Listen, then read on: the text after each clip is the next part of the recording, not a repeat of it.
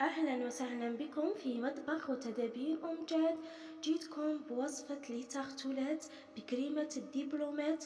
تارتولات هايلين، لابات هشيشة تذوب في الفم، والكريمة خفيفة وبنينة هايلة. اللي مش مشترك في القناة يشترك معنا، وما تنساوش تدعمونا بجيم باش يطلع الفيديو. نبدأ في الوصفة على بركة الله. عندي 125 غرام زبدة، 4 ملاعق سكر غلاس، 2 ملاعق زيت، حبة بيض، ملعقتين حليب وملعقتين مايزينا. عندي لافاني، قرصة ملح، ونخلط في البيتخا الزبدة مع سكر غلاس. بعد اللي تخلط لي المارغرين مع سكر غلاس، نضيف لها الزيت، نضيف لها كامل مكونات البيض، الحليب، المايزينا.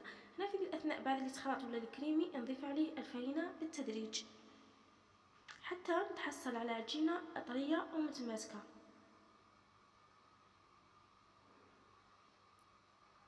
نتحصل على هذا القوام.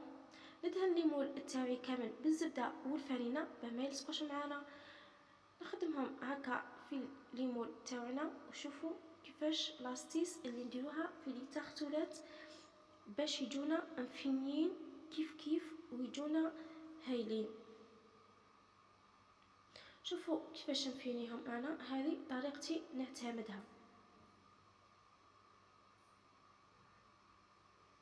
كامل نكمل هذه الكميه ونثقبهم كامل بالفرشيطه، ندخلهم في الكونجيلاتور.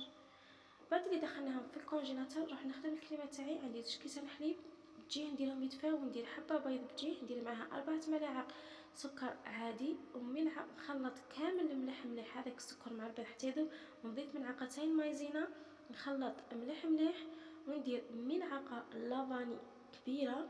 لافاني نخدم باللافاني البركه بنتها تهبل. هنا زدت الزاز دو سيترون اللي خدمته في مركز الليمون خبيته في الكونجيلاتور.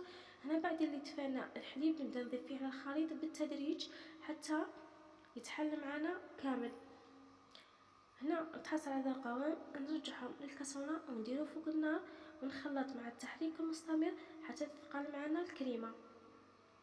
هنا شوفوا بعد اللي ثقلت معنا الكريمه نضيف لها نصف ملعقه زبده او مارغرين، نخلطها كامل حتى تذوب. بعد اللي تذوب نديرها في غيسيبيون ونغطيها بابي فين وتلامس الصافي ما درناش قشره. هنا طلعت كاس ونصف شانتيي مع ربع كاس عصير الليمون وربع كاس ماء.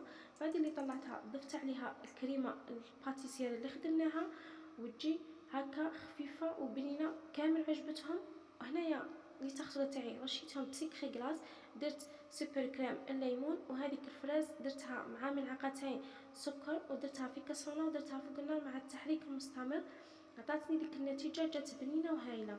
هنا نخدم كامل لي تارتولات تاعنا، وهنا عندي الفواكه اللي قطعتهم ودرت لهم لاجولي باش تعطينا هذيك اللمعه. هنا نزينهم، والتزيين اختياري، اللي متوفر عندك ديريها. انا كان متوفر عندي البرتقال، البنان، التفاح والفراوله، ديكوريت بهم. شوفوا هنا كيفاش ديكوريتهم كامل، والديكور يكون اختياري. بعد اللي ديكوريتهم حطيتهم في صحن التقديم، ودرت لهم هذيك لافاي دوري، عطاتهم شكلا هايل، جو بنان وهايلين. العائله كامل عجبتهم، واللي ذاق منهم قالك جوني خفاف وما شبعتهمش، عاوديهم منا. ان شاء الله يعجبكم وتجربوهم. صحة فطوركم.